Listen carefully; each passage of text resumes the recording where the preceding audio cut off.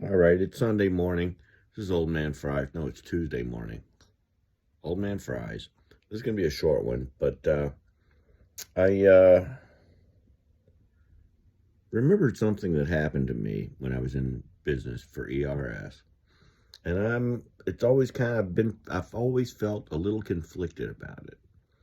I had a call center, 5 employees with some subs, but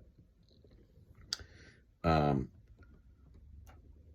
I had 2 girls that were working as admin, taking all the initial service calls. And one day, Lori comes to me, clearly had been crying, to say that one of our Ford service directors had like really berated and chastised and was demanding all this stuff from us. And so I was like, well, okay, I guess I need to call him up. And so I called him up. And as it turns out, it was a mechanic. It was a manager of the mechanics department, the service department, that because the service director had gone on vacation, was taking over as interim service director. And if I recall correctly, we had sold them a service contract on their SBDS. We had replaced their monitor once, and within a couple of weeks it failed again. So we replaced it a second time. And when we were getting ready to send out that warranty replacement, which, those things were big, he wanted like an entirely new system, $9,000 instead of, his $1,495 warranty replacement on the individual components.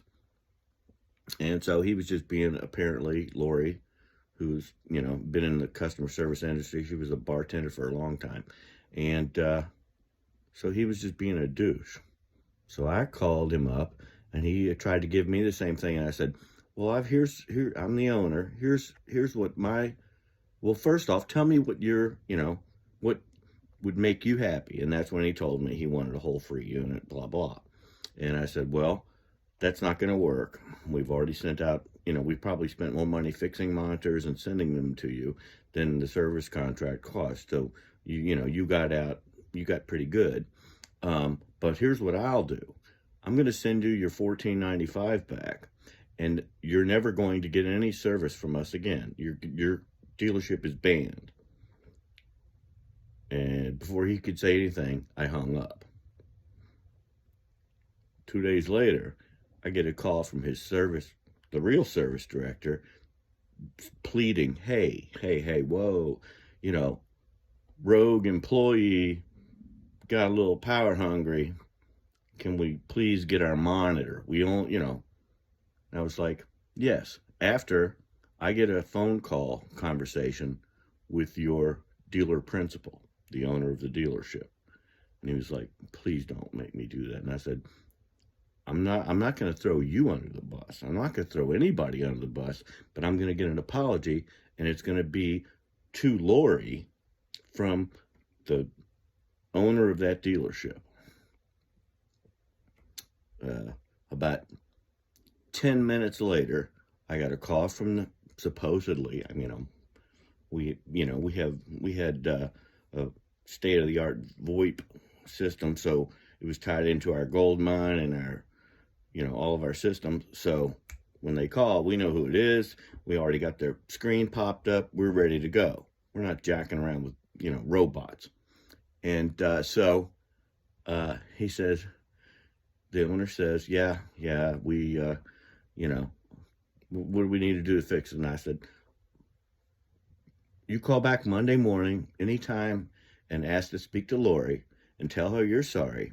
And nobody needs to get fired. This is a learning experience. But you re-up for another year of our service. How's that sound? And he's like, done. And he did it. I don't know, man. I don't know really why I'm I guess the confliction is that this guy, I hope he didn't get fired, but I kind of feel like, having worked in dealerships, he probably got fired. All right, 5 minutes and 16. Again, apologies for too much.